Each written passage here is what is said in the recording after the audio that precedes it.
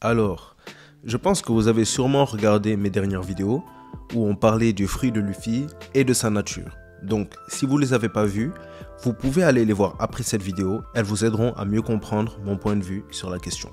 Là, on va parler des nouveaux pouvoirs de Luffy. Mais avant ça, si on s'est croisés aujourd'hui, c'est le destin qui l'a voulu. Alors, si vous aimez ce genre de contenu, venez renverser le monde avec nous. Mettez un j'aime, abonnez-vous et mettez la cloche de notification pour nous rejoindre pour la plus grande des aventures. Pour résumer, dans mes vidéos précédentes, je suis arrivé à la conclusion que Luffy était un homme en résine et que le nom de son fruit était le Nika Nika no Mi, un Zoan mythique.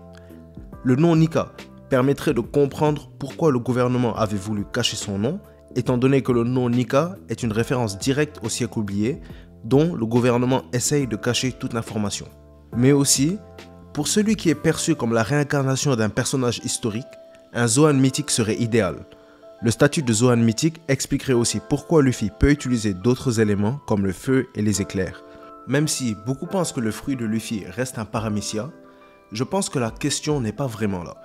Étant donné qu'on a vu des paramecias spéciaux avec des capacités particulières, et d'ailleurs justement aujourd'hui on va se servir de l'exemple de Katakuri, qui a un de ses paramecias pour deviner les futurs pouvoirs de Luffy. Déjà, le contexte est important. Lors de son combat contre Katakuri, le combat prend place dans le monde des miroirs. Ironiquement, il se trouve que Luffy et Katakuri sont peints par l'auteur comme étant chacun la réflexion de l'autre dans un miroir.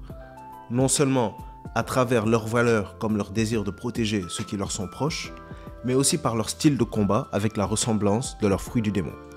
Luffy et Katakuri ont des fruits du démon qui sont pratiquement identiques, sauf que Katakuri, comme il l'a dit, possède plus de versatilité. Comme il l'a dit lui-même, tout ce que Luffy peut faire, il peut le faire en mieux. Le statut de paramecia spécial de Katakuri lui donne vraiment un avantage sur Luffy. Il peut esquiver comme un Logia, créer plusieurs membres que Luffy lui ne peut pas créer, détacher même ses membres et beaucoup plus.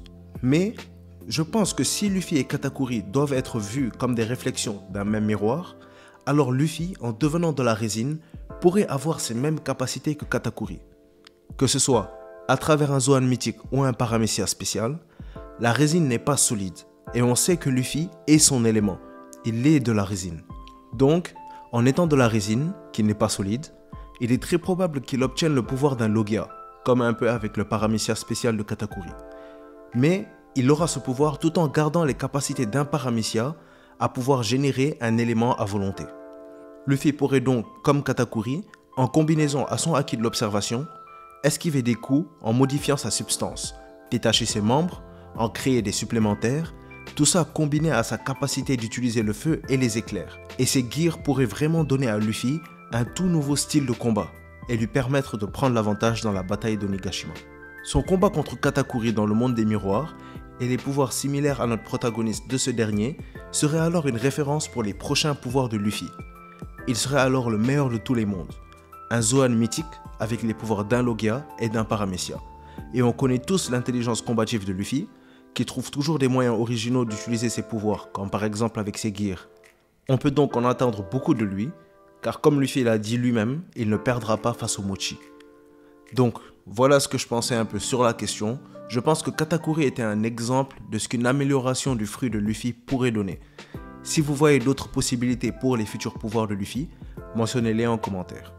Si la vidéo vous a plu, mettez un j'aime, abonnez-vous pour venir renverser le monde avec nous et mettez la cloche pour savoir dès qu'une nouvelle vidéo sort. N'oubliez pas, si on s'est rencontrés, c'était le destin, alors montez à bord du navire direction le One Piece. La vidéo touche ici à sa fin, donc merci d'avoir suivi. C'était Mangamonde et comme d'habitude, c'était un plaisir de faire cette vidéo pour vous. A bientôt les pirates.